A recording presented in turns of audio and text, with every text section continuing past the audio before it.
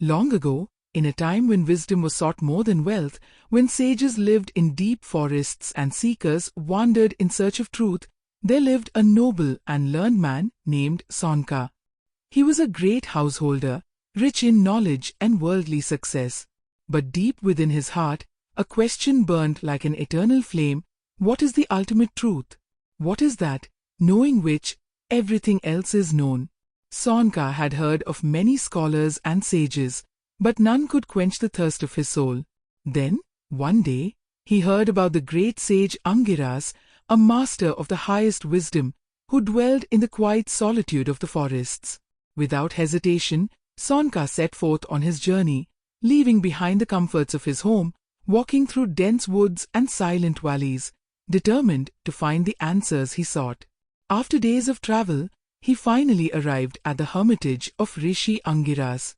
The sage sat in deep meditation beneath a sacred tree, his presence radiant like the light of the morning sun.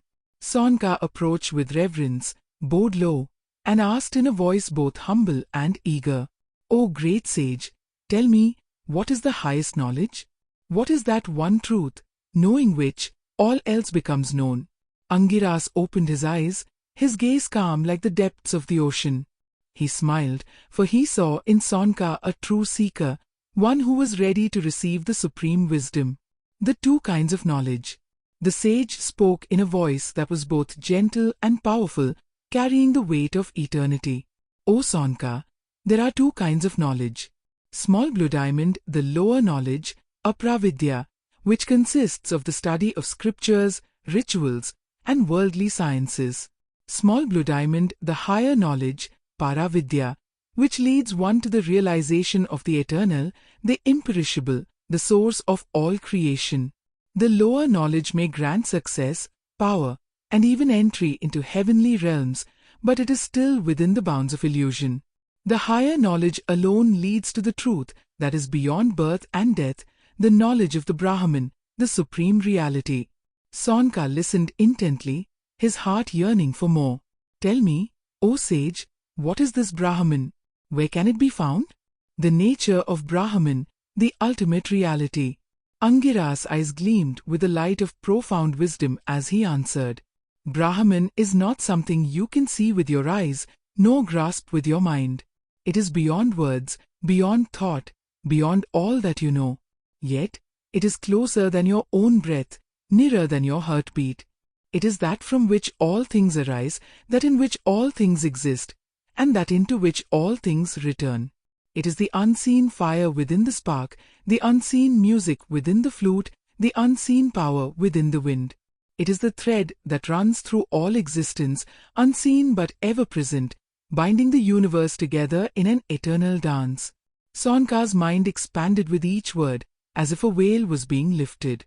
He had studied many scriptures, performed many rituals, yet he had never heard the truth spoken with such clarity. But a doubt still lingered in his heart. If Brahman is everywhere, why do people not see it? The parable of the two birds, the seeker and the self. The sage Angiras smiled and spoke in the language of the wise through a parable.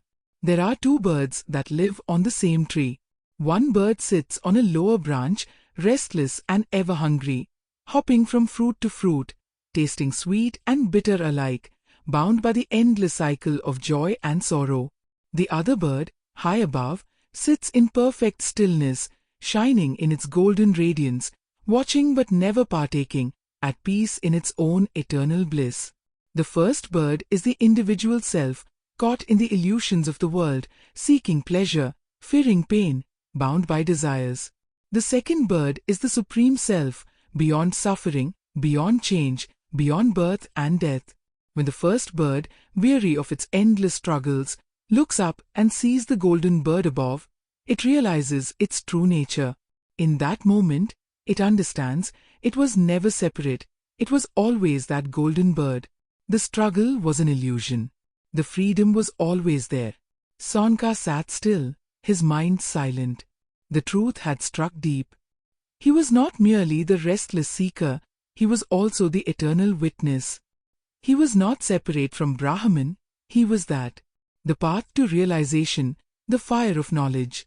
Angiras continued, O Saunaka, to know this truth is not to merely hear it or think about it. It must be realized. It is like lighting a fire. Knowing about fire is not enough. One must ignite it, tend to it, let it burn away the darkness. Saunaka understood. The fire of knowledge had been kindled in his heart.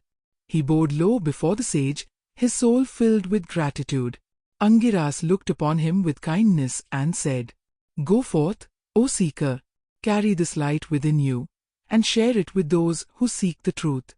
For knowledge, once received, must be passed on, so that the darkness of ignorance may be dispelled. With a heart full of peace, Saunaka departed, no longer just a scholar, but a true knower of the self. The world around him had not changed, yet he saw it anew. He saw the light within all things. He saw Brahman everywhere, the eternal truth. The story of Saunaka and Angiras, as told in the Mundaka Upanishad, is a reminder of the eternal truth. The highest knowledge is not in books, not in rituals, but in the realization of the self. Let this story be a guiding light on your own journey of self-discovery. For the truth is within you, waiting to be seen, waiting to be known. Sparkles tat tvam asi, thou art that. Sparkles. Bell, if you found this story insightful, don't forget to like, share and subscribe. Let's journey together towards higher knowledge and self-realization.